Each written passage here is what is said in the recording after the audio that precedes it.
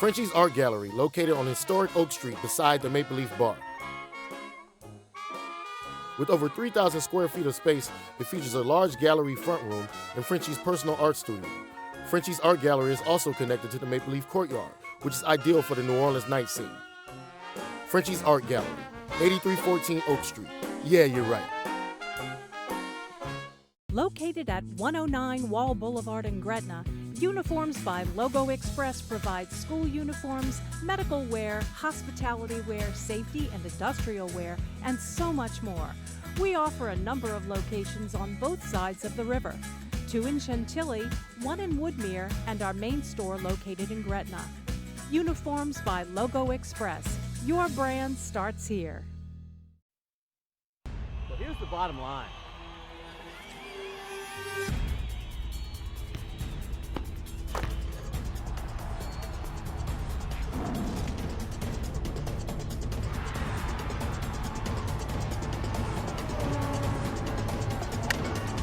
Well, it's funny that you say that.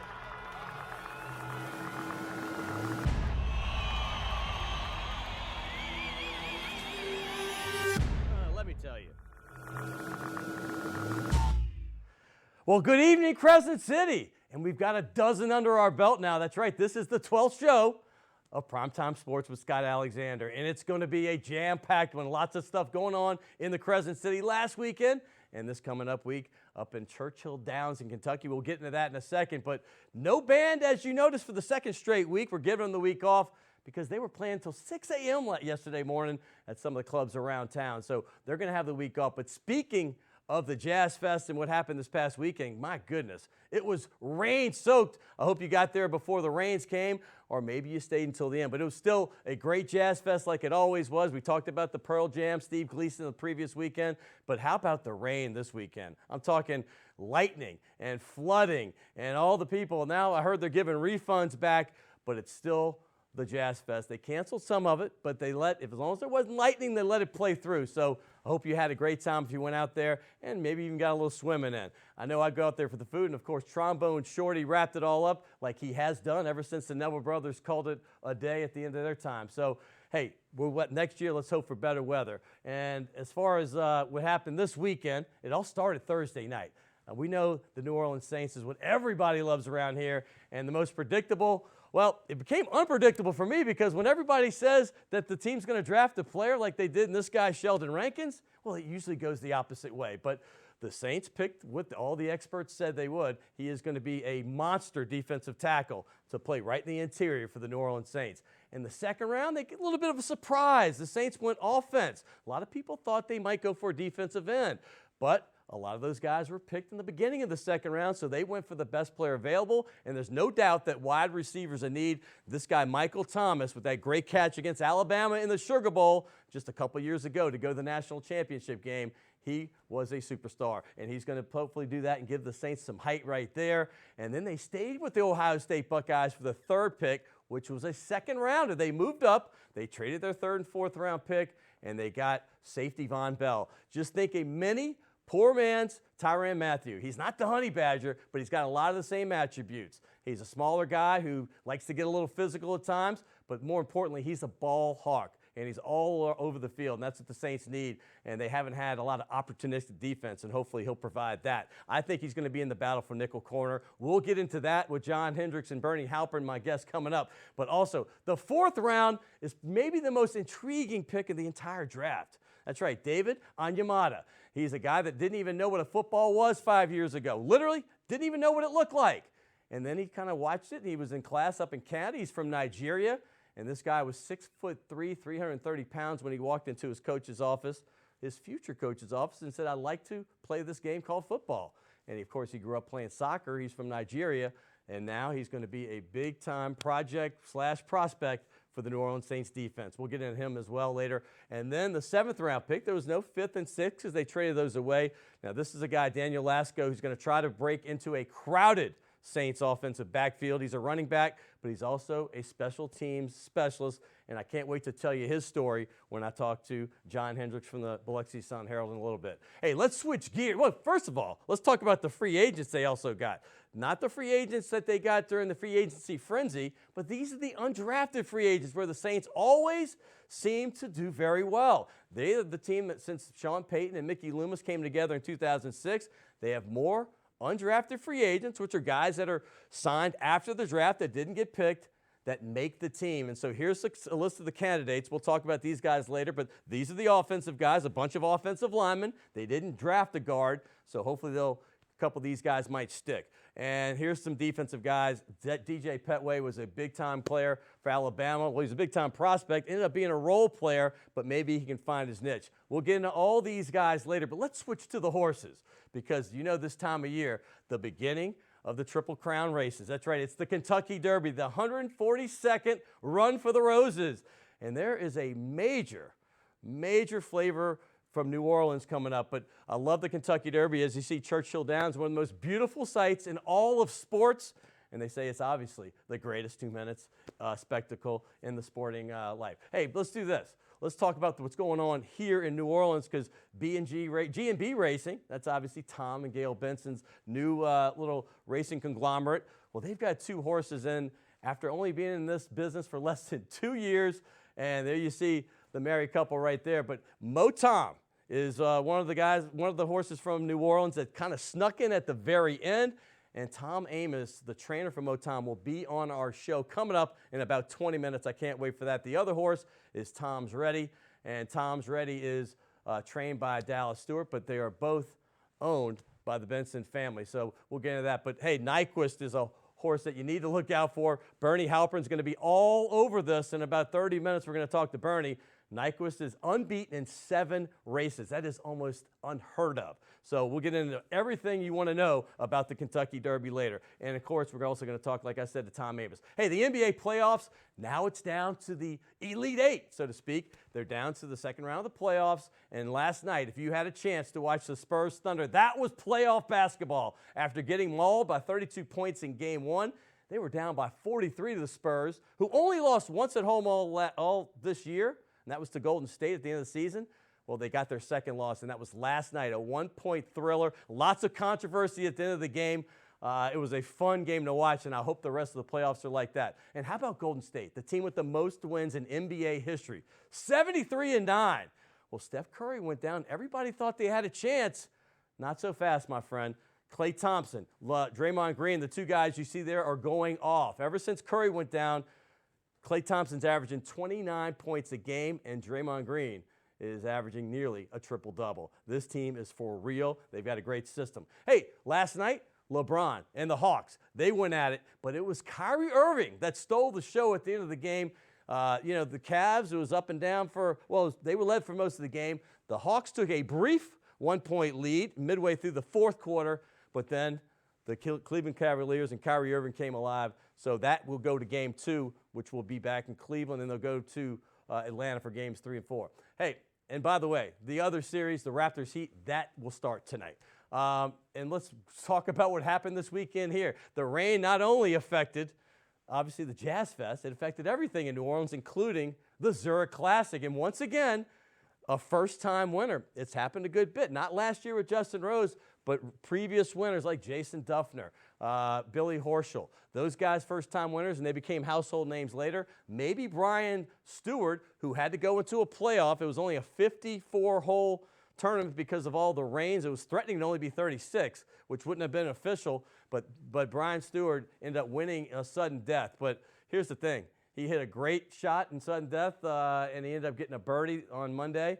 But the guy that could have won it before it went to sudden death was Jamie Lovemark. The once can't miss. He missed a putt from about 15 feet. It fell about an inch short, and that would have been $1.2 million and a Masters exemption. That's how close this is. But Jamie Lovemark will be heard from again. And one last thing, I have to do this. I'm not the hugest soccer fan, but I know New Orleans has a bunch of English Premier League fans. Well, this is unheard of once again. 5,000 to 1 underdog, Leicester City. Leicester City in 126 plus years of having a soccer club, they've never won the Premier the Premier League, which is unbelievable that they did it. And think about this, when you're talking about the Super Bowl underdogs, like the Cleveland Browns and those type teams, it's 200 to 1. Well, all you got to do is go 10 times more than that, and it's 5,001. Even more than that. That's kind of crazy when you think about being 25 to 1 more than it was for the Super Bowl underdog. So Leicester City, congratulations. Their payroll is about 1/10 of what Manchester U is. So it's going to be a fun show. We're going to start off with John Hendricks. We're going to get all into the draft. We're going to go to Churchill Downs, where, that's right, that's where Tom Amos is. He is the trainer for Motom, one of Tom Benson's horses. And then we're going to get all into the Kentucky Derby after that with racing expert and inside track host Bernie Halpern. It's going to be a great show, New Orleans. Stay tuned for Primetime Sports. My life is full of statistics. Thing is, I could have dropped out of school and become one myself, but I didn't because I had people that believed in me. Here's another statistic. 7,000 students drop out every school day. That's one every 26 seconds. It's time that students know that we believe in them. Inspire a student and share your message of support at boostup.org.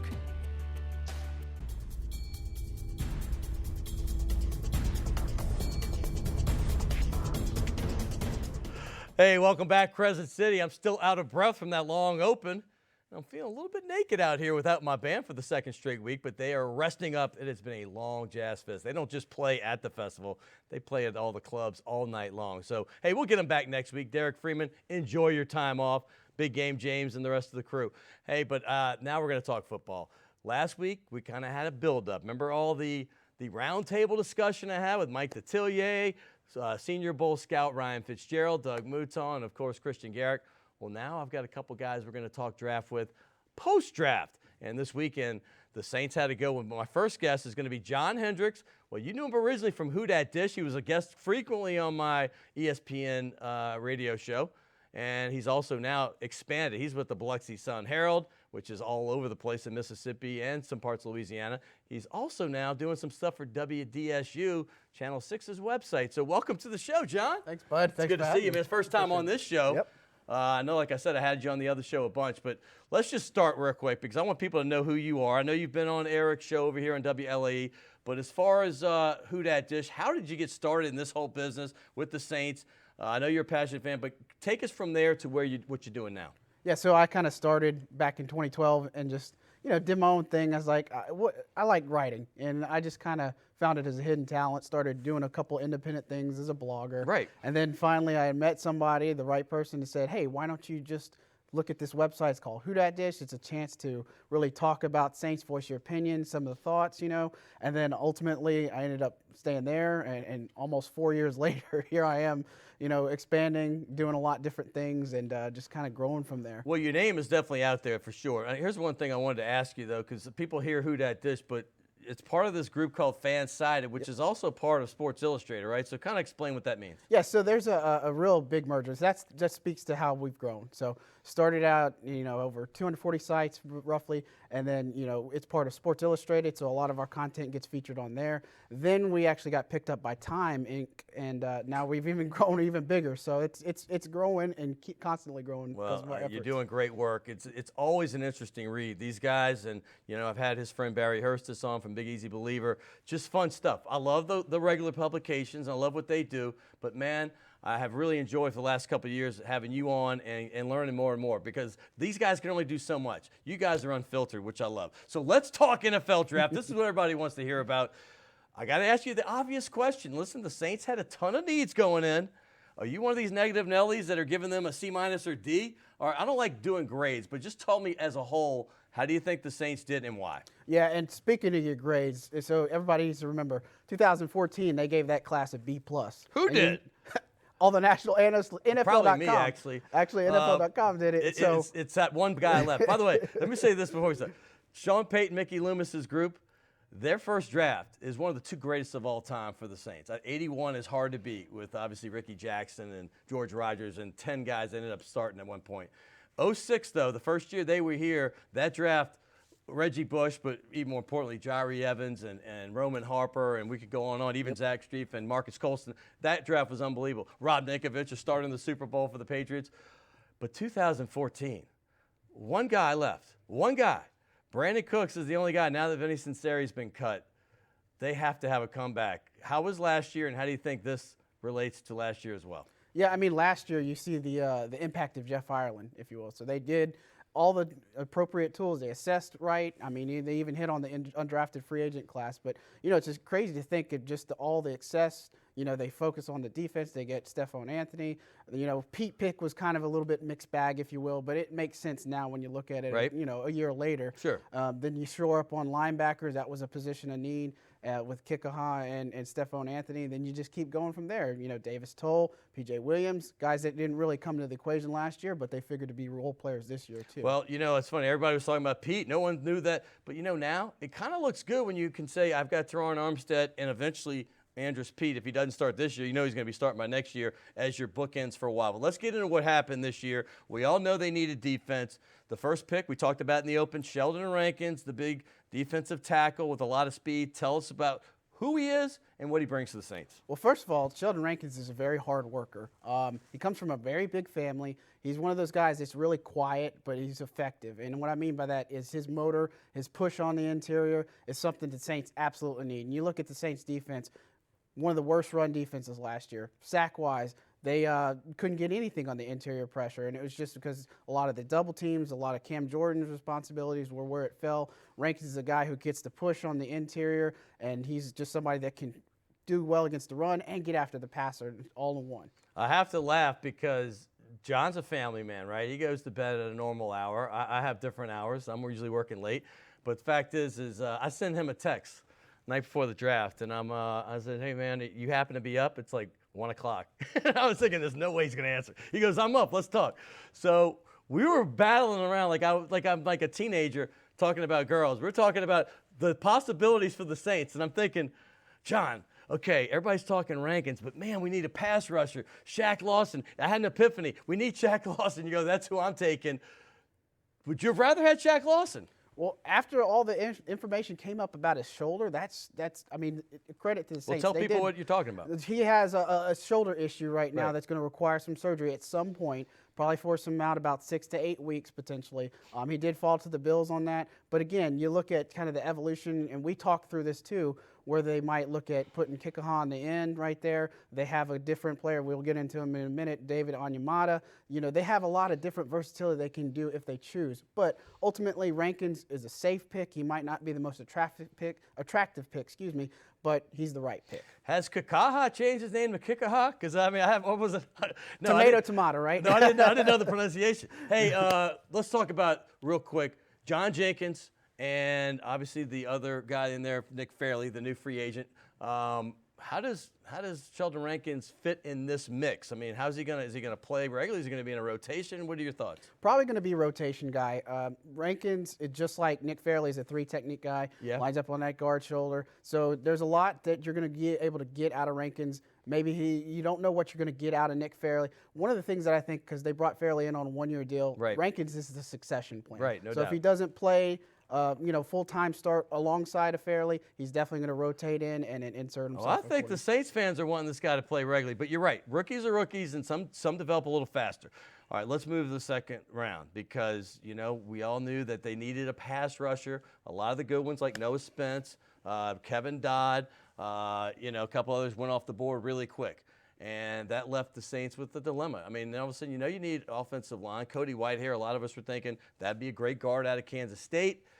And then they elected to go wide receiver. And right when I heard the name, I'm like, good, they got some size. Marcus Colston's gone. They have a lot of smaller receivers other than Brandon Coleman. Your thoughts on this guy? By the way, one of the greatest catches in Sugar Bowl history. That was against Alabama, who no one thought would lose to Ohio State. And this is 2014, of course, and that was the semifinal game they lost. That is Michael Thomas, the guy that made that catch. Yeah, and we talked a bit about that night, talking about the Treadwells, talking about Josh Doxson. The but big Michael receivers, Thomas, right. Yeah, all the different ones that the Saints needed to bring to their skill set. And they got a guy who not only is good with his hands, I mean, his vertical. I saw a sports science clip on him, which just showed all of his different reach, his different abilities with his hands. This is a guy who caught 66 catches out of 67 one-handed as they fed it through him in sports science. Wow. He is an absolute beast, and the best way he wins is his route running. I mean, this guy can make cornerbacks look silly.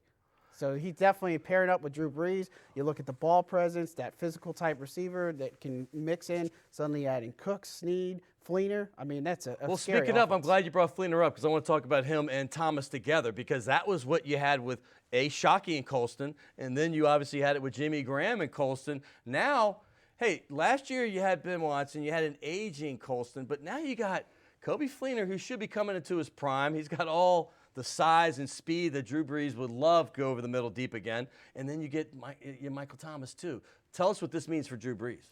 Well, Drew Brees has got a buffet right now when he goes and picks apart a defense. And obviously, Brees, despite however old he is, he's going to find the open man. And he gets that ball out so quick. And somebody like Thomas who can get the separation, or a Fleener over the middle, and you still got Cooks in the middle. I mean, it's just going to be a lethal matchup on paper when you look at some of the defenses that they're going to have to face. And they're going to have to get creative because they have the AFC West and the NFC West, some stout defenses And this it's year. got to help him not to have two guys that are shorter than us be his main targets. True. I mean, I love Cooks and I love Snead, what they provide, but having bigger targets certainly down the red zone is going to be huge. Third pick was actually a late second rounder, a little controversial because everybody knew the Saints needed numbers, so many holes to fill, outside linebacker, defensive end, maybe cornerback, certainly offensive guard. Well, they go for a safety, but here's a guy that I think can be more than a safety. He might be able to be a tweener. He played some cornerback, but he could be that third safety or maybe a nickel corner, possibly Von Bell out of Ohio State. Yeah, and you look at the some of the free agent losses. So Raphael Bush, a swing safety that comes in. Von Bell's a guy that can insert himself immediately and get that Saints back to that 3-3-5 that they like to run, or a 4-2-5. But Von Bell will be a big part of that. He's a hard-hitting safety. He's got a knack for the ball. He had a little bit of knack on him about his tackling, but clearly this guy said, I'm a phenomenal tackler. The tape shows a lot of different things. And then with Sinceri out of the mix, it makes sense. They had to have a safety. Well, here's the thing. He's opportunistic, and that's what you want. I mean, I called him a poor man's honey badger because the guy's all over the field. He makes plays. I mean, Darren Sharper used to do that back when he was in the Super Bowl team. You expected Jarris Byrd to do that. It really hasn't happened. Maybe injuries have hampered him, but this guy on Buckeye Friday, he comes in from Ohio State along with Keyshawn Johnson's nephew, Michael Thomas. And I like it. If you're gonna get guys from a program, multiple, why not have it a winning program like that? These guys are both ballers, and I feel all three of these guys, by the way, are going to get at least 50% of the time on the field on their side of the ball. That's just my opinion. Your thoughts? And Von Bell, look, we talked about Rankin's possibly succession plan to Fairley. How about Von Bell as Jarris Bird's successor? No because doubt. No it's doubt. a valid Good call. point with the contract that's going on.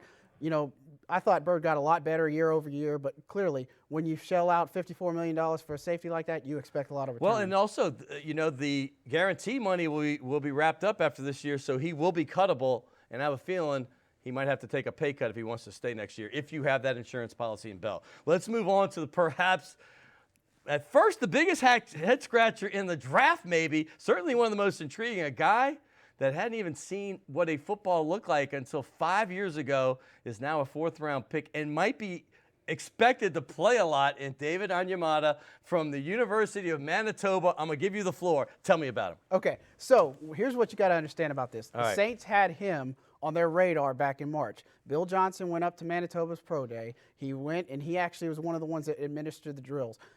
Onyemata, he did 33 bench reps, which would actually been a combine record. Well, not record, but excuse me, it would have been the highest of the combine out of all defensive linemen. He ran a 5.09 40-yard dash. When I looked at the film on this guy, because I was like you, I thought that they were going to trade back into the fourth to get a guard, and they could have. They could have got Christian Westerman out of Arizona State. That was who I was hoping for. I was right there with you, brother. They took Onyemata, and obviously like, what, another defensive tackle? But it does show their commitment to the interior. But when looking at the tape, like I was telling you, this is a guy who can line up on the edge. He is somebody that keeps his head up. You wouldn't think he's a guy that's only played football for 4 years. Well, ironically, the last guy they got from a Canadian school was Akeem Hicks. And a lot of the same attributes you saw coming out. A guy that could have quicker feet. I think this guy, Onyemata, is faster, a little rawer. He hadn't been playing football like obviously Hicks had his whole life. Where does he fit on this team this year? I think he's going to have to learn a little bit, obviously. There's going to be a learning curve going to the NFL, obviously. But the thing is, having a lot of veteran presence there with Fairley and a guy like Rankins to pair up, and a lot of the other one-year players that have come in, like Caleb Ewells, some of those guys, I think he's going to have a lot to learn and pick up. Davison, too. So, and one of the other cool things about Onyemata is he actually compares to a Broderick Bunkley in terms of his stats. Nice, nice. I love that. That's a great comparison. Hey, I'm going to move forward. No fifth or sixth rounder. They traded up to, lost some picks. They lost the sixth rounder before this draft. The seventh round pick, at first I'm like, what are you doing with running back? There's Spiller as a backup. There's Hightower. You've got all these other guys. You have Murphy from last year, and of course you have Mark Ingram. But then I realized Daniel Lasco, and I started thinking, wait, this is the guy, the 2014 Cal team. The number one pick of this draft was Jared Goff, right? The quarterback, outstanding numbers. Well, he was the MVP of the team the year before. He was injured most of this year, and even better than that, the dude loves playing special teams. Most people, if they become the MVP of their team, particularly in college, special teams is in the rear view. But he told his coach, I love getting down there. I love being a gunner. I love running down. I love contact. You know Sean Payton's got to love that. Yeah, and he actually said, Lasco said that he was going to make this team with his ability in special teams. And this is a guy who plays with a certain fire. I was like you. I was scratching my head on a pick in the seventh round of running back because they already had 6, and now they got even a 7th now with Lasco. But he's a guy that can really push the pocket. He can do a lot of things for your team. He had the injury, but he said one of the best things that he wanted to play for the Saints. He loved the Saints. He didn't tell them until they took him. And he's dynamic, too. I mean, if you see his offensive stuff, I mean, he might even be a running back one day in the NFL, maybe at least a third down back. Hey, we're going to go a couple extra minutes on this because I want to talk about some of the free agents real quick. The undrafted guys, the Saints have had so much success. There's a few guards, maybe some transplanted centers to guard, maybe a tackle to guard. But talk about 3 in particular that you like that the Saints got after the draft. Yeah, obviously got to start with Landon Turner, University of North Carolina. Love this is a guy I had mocked to the 3rd round. I thought he was going to land there, go way before, but he first ended team up All-American. Yeah, he's AP. great. And I tell you, some of the things that you see on him, a little bit of behind the scenes at ACC week against Georgia Tech. This guy is a leader among men. He's a physical presence. He does everything he has to. He fits the scheme as a zone blocker for the team. And by the way, he's been to the Saints facility when he was 8th, 9th grade. He came down and helping out after Katrina 3 years later, helping with Little League fields in Long Beach, Mississippi. He came with 20 other kids. His mom set up a Saints thing. He is happy to be here. Hey, guy from Michigan State you really love. Jack Allen. He's a center, but the thing is he can project as a guard. So you got that versatility that the Saints really love to have, a guy that can figure in as a center or a guard. He's very strong. He's a very underrated type of prospect. Unfortunately, he didn't get drafted, but again, he's got a very mean demeanor to his play. I know we like Riker Matthews from Brigham Young. We'll get in him later. I know the Saints are high on him, but there's a DB from the SEC that you really love. Trey Elston, he is a hammer. And that's the biggest thing I see with him. He's a thumper. This is the guy who, when I looked at tape, he's one of the few people that I've seen that's decleated Leonard Fournette. Just take him off his feet. And that doesn't happen often at all. Look at Leonard right there. Yep. He's like, where do I go with him? And he also goes up in the bowl game against Colby Listenby right there. He is a guy that's on point with the ball. I'd be remiss if I didn't bring up my friend's cousin from UNC. And you were the one that said you want to talk about him first, Jeff Schottmer, the linebacker.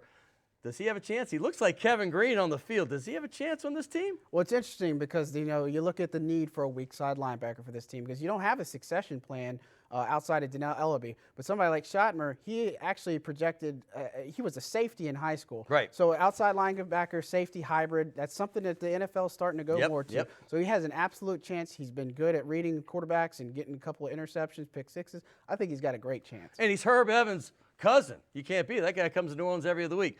Hey, I'd be remiss not to ask you about the free agents. Give me the impact guys and why. Well, Nick Fairley, number one. Got to have a guy in the interior. That's where you got to have your most investment. I mean, the Saints had 34 sacks, in 2014, 20 tied for 25th. 31 a year later after Gillette leaves, still 25th. You got to do something to mix it up, especially with that run defense that I was telling you about. So you got to have Nick Fairley in the mix and then keep going with Middle linebacker? James Laurinaitis. Is he going to start? He has to. Right. I mean, because they're going to move Stephon Anthony to that Sam strong side linebacker, which might be a great thing for him because he can actually focus more on what he's born to do and get after the passer, read a little bit. Laurinaitis is a guy who knows the scheme, by the way. And his dad's a pro wrestler, so that can't go wrong. That's not. Look at him. There's James, and Yep. there's his dad playing in his uniform or dressing up. That must be Halloween. They dressed as each other. But his uncles are all pro wrestlers as well. Anybody else in this free agent class that you'd like to do some contributing for the Saints this season? Well, outside of Flinner, obviously you got Nathan Stupar. Yeah, we talked about Great Flinner. special teams guy. Right. He's really underrated in my opinion. He had a really good game against Jacksonville and But Carolina he played last for the year. Falcons. I don't know. Well, you know, I'm we got just Curtis Lofton. Curtis Lofton And did he good also for us played a lot. by the way, with Michael Marty at Penn State. And what about Craig Robertson? We getting anything Craig from him? Robertson, definitely, he's a hard worker. That's the biggest thing. Again, special teams guy, somebody that can come in immediately and just pin in and do whatever you need to do. But you know what? He may be a hard worker, but no one works harder than you, my friend, John Hendricks. We got a little $50 gift certificate from Legacy Kitchen. Enjoy. And why don't you, we have a tradition. I know you love the Saints. This ball's full. He covers the Saints. Of course he does. But you love LSU as well. I do. Little known fact, Tigers, baby. So we have a tradition here. This ball is a little less full. We're going to sign it.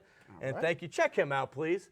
Who Dat Dish. You got him on the Sun Herald. You can go online, go to WDSU, and just Google him up. His name is John Hendricks. No relation to Jimmy, I'm told, but he's great at what he does. Hey, we're just getting started because it's Kentucky Derby week, and I can't wait. We're going to have the trainer for one of Tom Benson's horses. He's been to the Derby before. His name is Tom Amos, but I got a special treat for you after that. My man, Bernie Halpern. If you have never heard him on the radio or seen him on Kenny Wilkerson's old shows here, or maybe Eric Asher's, you're in for a treat. This guy knows horses like no one else in the city of New Orleans. Coming up next, we'll be right back on Primetime Sports. The mark of Legacy Kitchen is simple. We offer numerous dishes like chicken enchilada soup, prime filet and loaded baked potato, baby back ribs, and so much more. At Legacy Kitchen, we serve American fare, crafted cocktails, and we offer a great selection of wines by the glass. Metairie at Vets and Martin Berman, and in the Warehouse District at Chapatulas and Girard.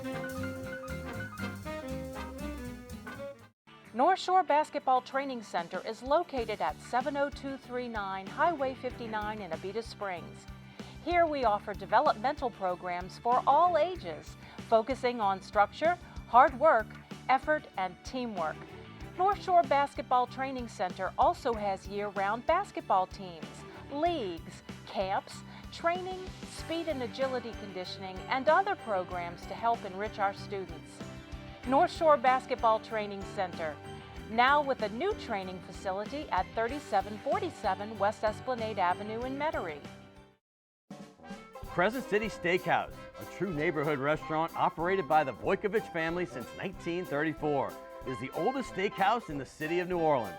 Serving only hand-cut, prime-aged, corn-fed beef for over 80 years, Crescent City Steakhouse has become a dining destination for both die-hard locals and adventurous travelers who seek traditional, timeless New Orleans cuisine. Crescent City Steakhouse, 1001 North Broad, on the corner of St. Philip, in the heart of New Orleans.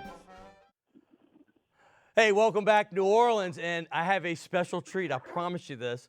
And right now we're taping on Tuesday morning, so we're just a few days away from the Kentucky Derby, and there's a big New Orleans presence. We all know about Tom Benson's new racing group. We're going to talk a little bit with Bernie Halpern about Tom's Ready, who's trained by Dallas Stewart. But I have straight from Churchill Downs right now. In fact, he's about to saddle his horses, so we only have a few minutes, but I want to get him on. Tom Amos, a Newman grad, an LSU grad, and a guy who loves the city of New Orleans and splits time between Louisville and here. But here he is, straight from Churchill Downs. Tom Amos, welcome to the show, my friend. Man, thanks so much for having me. I hope it's going well over there. It's a pretty day here. Maybe some rain in the forecast tomorrow, but we got great weather for Oaks and Derby, so handicap for a fast track. Well, I'm going to say this, Tom. I think you'd be proud of us because we have your model shot. I don't know what year it is, but you're looking darn good in the picture we have up. But tell us real quick about your week at the Derby. How does this work for you? I know you live in Louisville part-time, but how long have you been there since the end of the racing season down here? Yeah, so I split my time between the New Orleans Fairgrounds during the winter, and I'm up here almost immediately when that meet ends, which is the end of March. And then I commute back and forth to Lexington for Keeneland's meet in April. And now I'm, 20-minute ride from home here at Churchill Downs. So we're here on a daily basis, and that'll be through the end of June. Yeah, I used to get spoiled back in the 90s. A friend of mine is married to the Greeley family. So at Keeneland, I used to get up in that little suite. Pretty nice back there. But I'll be interested in how you got your start in racing. I know Al Stahl is a friend of yours from Newman. His dad was a fixture, of course, at the fairgrounds for years. But how'd you get your start in it, Tom? Well, you just touched on it. So Al and I were friends, and I used to go to the track with him and his dad got a lot of special treatment out there. He was the racing commissioner in Louisiana for a long time. And, it started as enjoying the handicapping portion of it. But then one morning I went to the backside early in the morning with Al and his fathers. Al's dad owned horses, and I got to see the how it works. What goes into getting these horses ready to run in a race. I used to think it was, put a halter or a shank on them and lead them over, and the fast one wins. But there's a lot more that goes into it. I became very intrigued with it, and I'm one of the fortunate people. I knew at a young age I wanted to learn to train horses, and I was going to hopefully be a horse trainer someday. Well, how do you get your start after that? You got the passion for it. Obviously, you had a nice end. But what's the next step? I mean, how do you do? Give us the progression to where you are now. I have no connections in the business. My family doesn't have anything to do with horse racing, so you start at the bottom and try to work your way up. So the first job I had, which is still around today, is as a hot walker, and your responsibility is just walking the horses around the barn and cooling them out after they either race or exercise in the morning. So you do that for about 5 hours a day. I can tell you get very fit doing that. I worked up from there to become a groom, actually taking care of the horses. And then I got some more responsibility, became an assistant trainer, and I spent time as a vet assistant as well.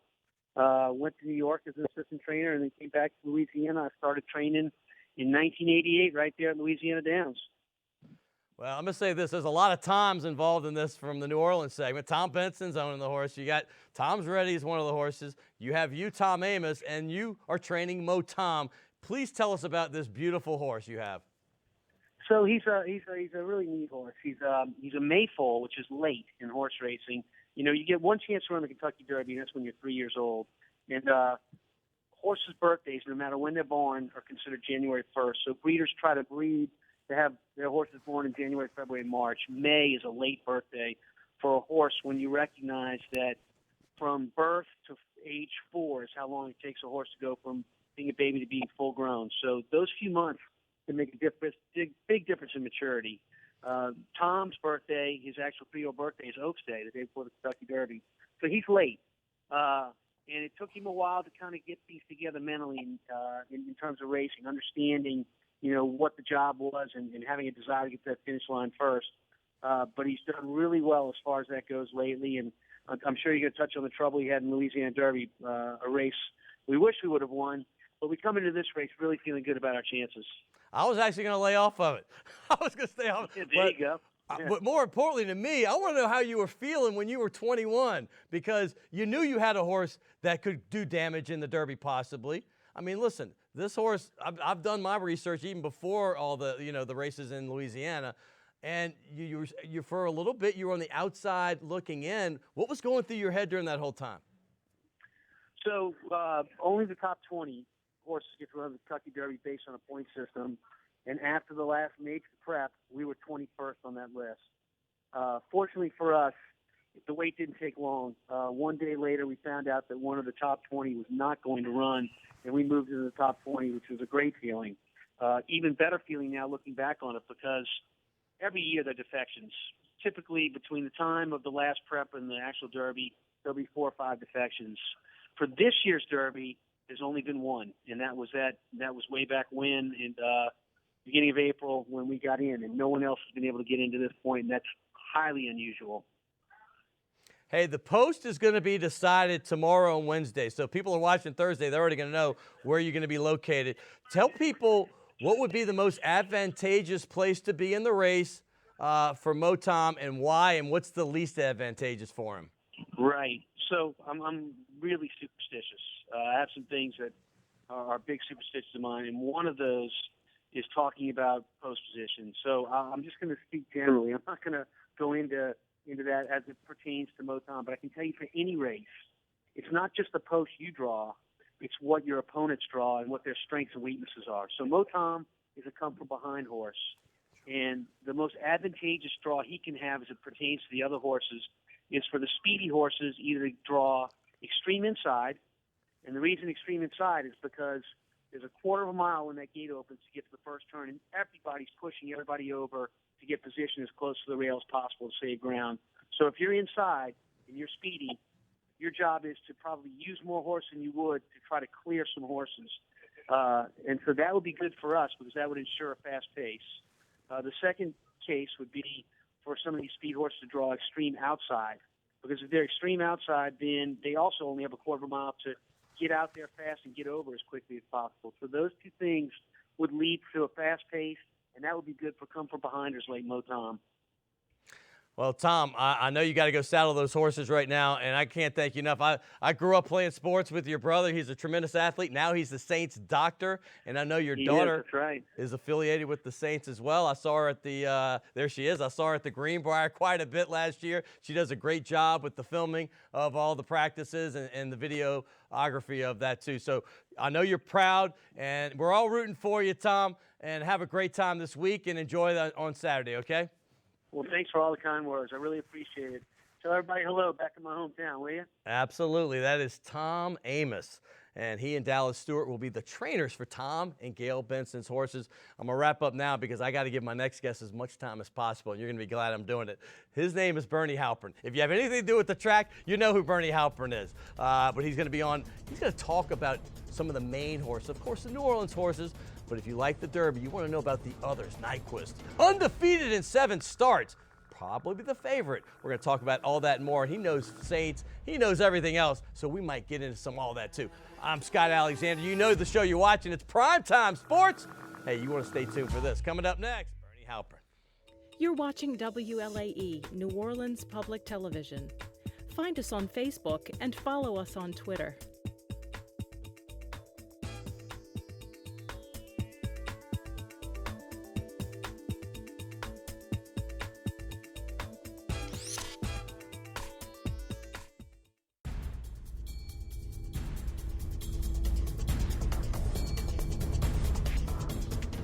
Welcome back, Crescent City. And I've been looking forward to this segment literally for 3 months since I started the show. So I'm going to get right to it. Bernie Halpern, a guy that if you know horses in this town at all, if you've been to the fairgrounds, you've heard of this guy. Here he is in the flesh. He's been on my old radio show a bunch. Bernie, welcome to the show, buddy. Great to be here, Scott. I've been watching the show with interest from home. You've had a great array of guests, and I hope I can hold up my end of the bargain. Well, I've been looking forward to this one because this is Derby week, and I can't have Derby week without Bernie Halpern. I'll probably bring him back for the Belmont. But I have to ask you this before we get into this race, because as a kid, my first race I fully remember was the Kentucky Derby in 1973. I was 7 years old when Secretariat, the greatest horse, some say of all time, but there was another race when he got, the Triple Crown was the one that everybody seems to remember, the Belmont, when it was 31 lengths he won that race by. Sure. But talk about maybe your memory. Do you have any? You're younger than me. Do you have any memory of Secretariat? I'm a couple of years younger than you, but I was 4.5 years old when Secretariat won the Derby and during his Triple Crown season. And I remember my dad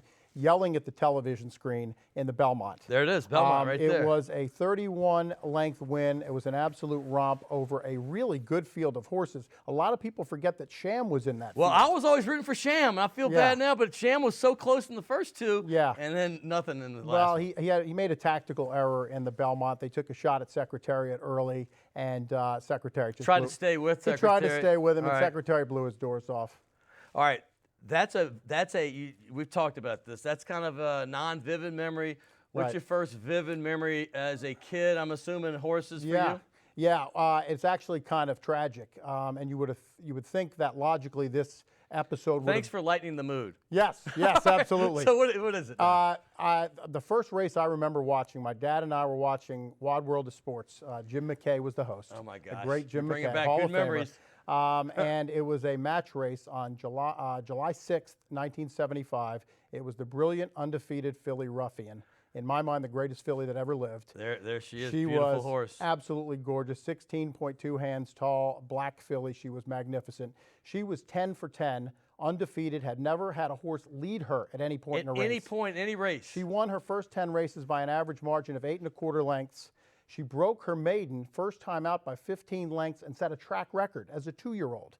These things just don't happen. She was a freak. So they scheduled a match race made for television, kind of a battle of the sexes thing. Bobby Riggs, Billie Jean King tennis, same era, you're right. Right. And so at that time, it was the 1975 Kentucky Derby winner, Foolish Pleasure, against Ruffian. Wow. Just the two of them, a match race. And Ruffian, she bumped the starting gate very hard when she left the gate. I don't know what effect that had on her, but as legend has it, a bird on the infield kind of spooked her, and she took a bad step, and she broke the two sesamoid bones in her front foreleg. And what's her that right mean foreleg. for us? It's like a human breaking their shin, maybe, but it's even worse for a horse. The human bone's different. The horse has thousands of little bones in their leg, and it's once they break their leg, they really can't be saved. Yeah, we very have often. several pictures of the horse, not the euthanization process, Yeah. but I hate that's your first memory. It was. But the trainer for Secretariat, now this is only 2 years later, said that this horse might have been the best of all time. That for a trainer of the greatest horse, perceived to be the best, saying that speaks volumes. Well, here's the deal. The jockey, Jacinto Vasquez of Ruffian, was also the regular rider for Foolish Pleasure.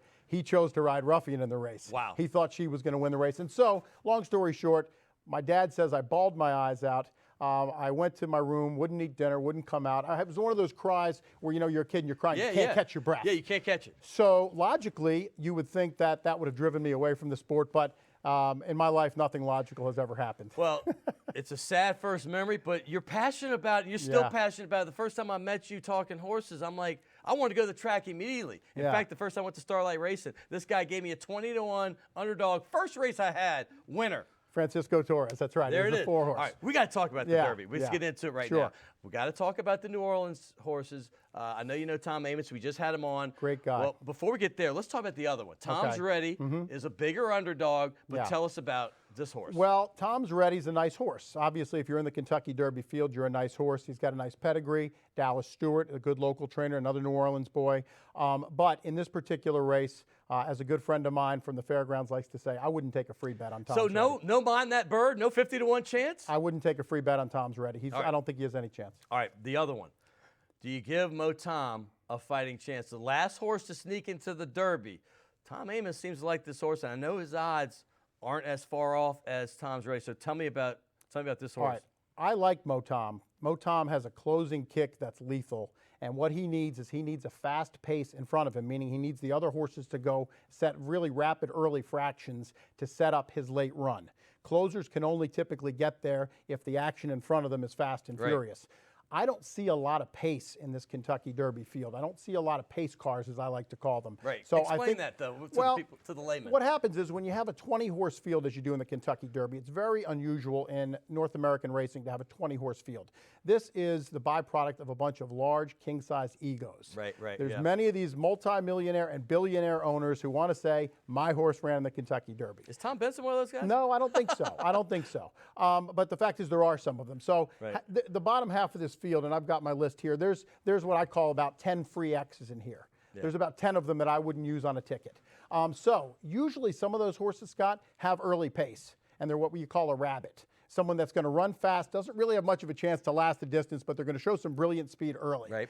I don't really even see a lot of that amongst the pretenders in this field. So my point is, I'm a little concerned. I think Tom Amos might even agree because he's a real good handicapper.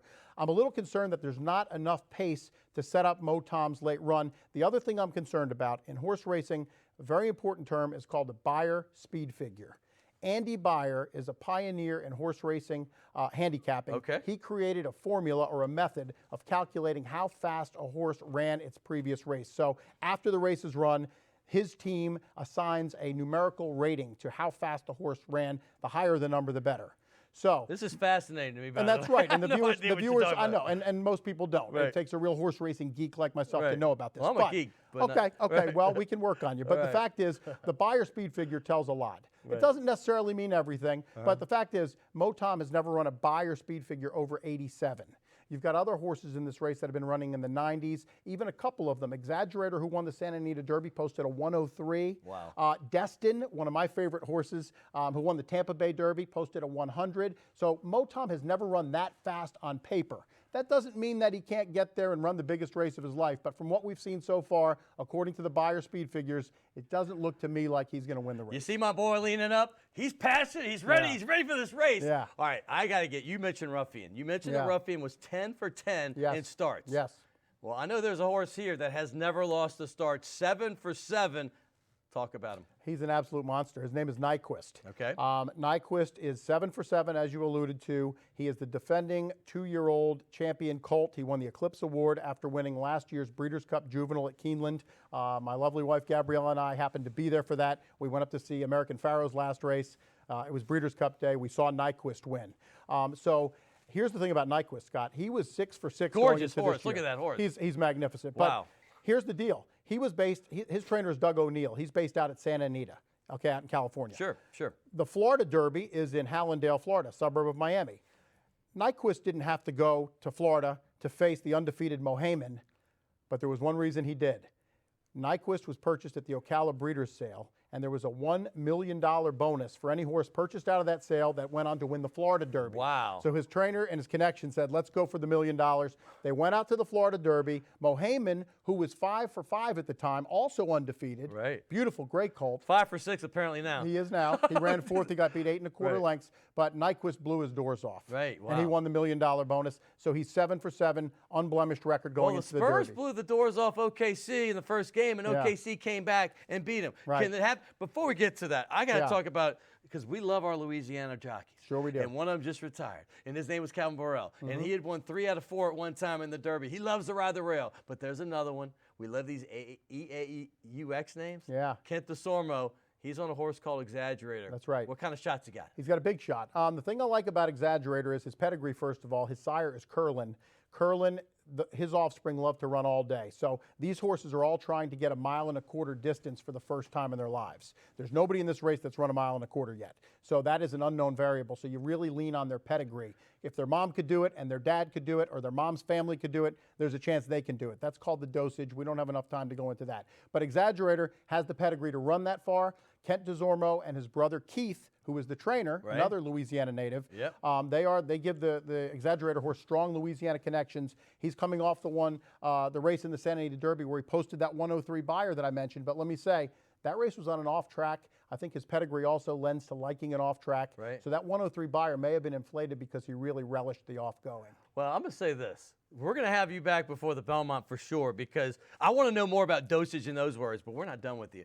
This race has a lot of great horses. It does. And one of them you've talked about. One of them was undefeated until he got a taste at Nyquist. It's Mohaymen. Yes. This has to be one of the favorites, right? He will be. And, you know, sometimes in horse racing, you put an X through a horse's race when he has a disappointing race, and you say, you know what, there was a reason for it. So Kieran McLaughlin, his trainer, great trainer, indicated that the horse felt fine. He came out of the race sound with no physical problems. He cleaned up his feed after the race, so he was eating normally. So what they've attributed to was the track was a little bit off, meaning it had rained there at Gulfstream. It wasn't sloppy like Exaggerator's track in the Santa Anita Derby, but it was rated as good. Okay. Good means it's a little heavier, it's softer.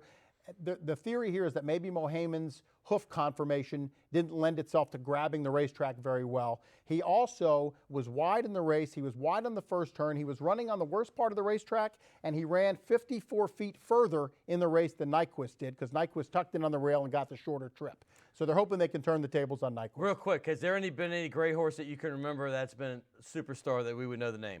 Well, you know, there's a great filly. We talked about Secretariat earlier. His greatest daughter was Lady Secret. She was a champion. Only information you can get from Bernie Halpern. I just threw it out. Nothing planned. Yeah. He throws that out. All right, I got another great one for you. All right. I love the name because I grew up going to Destin like a lot of us did here in New Yes. Orleans. But Todd Pletcher is a trainer that we Right. all know, people in the racing circles, and I'm not in, but I know enough to make it dangerous. Talk about Destin. I mean, Well, you know I have a soft spot for Destin. My wife and I were married on the beach in Destin, Florida. It's our favorite place, not named New Orleans.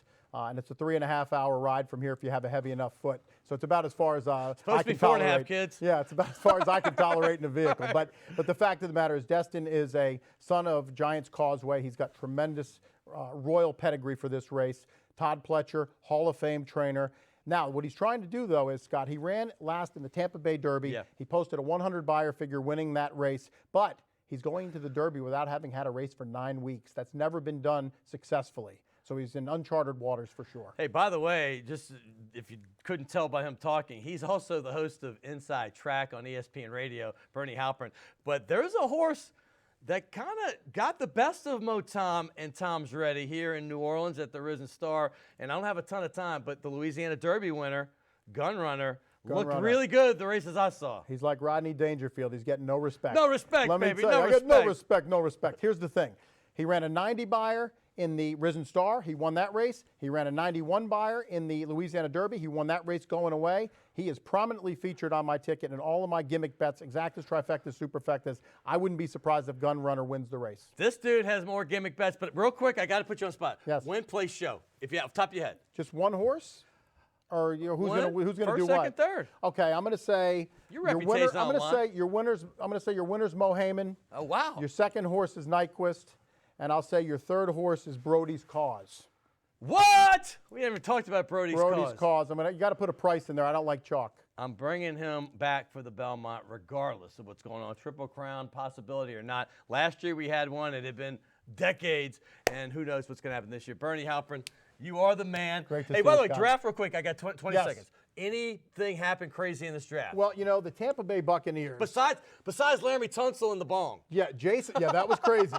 Jason Licht, who is the GM of Tampa Bay, he's got some splaining to do. He traded their third and fourth round pick to trade up into the second round to take Roberto Aguayo, albeit a very good kicker from Florida State, but you don't take a kicker in the second round. It's an absolutely. Well, the Saints took Russell Orksleben in the first round. That was crazy as well. Didn't work out well. That was crazy as well. And this one might work out equally well. All right, I have to wrap up. I really should have had another hour with you. I will bring you back in a few weeks for the Belmont. That's Bernie Halpern. I want to thank all the guests we've had today.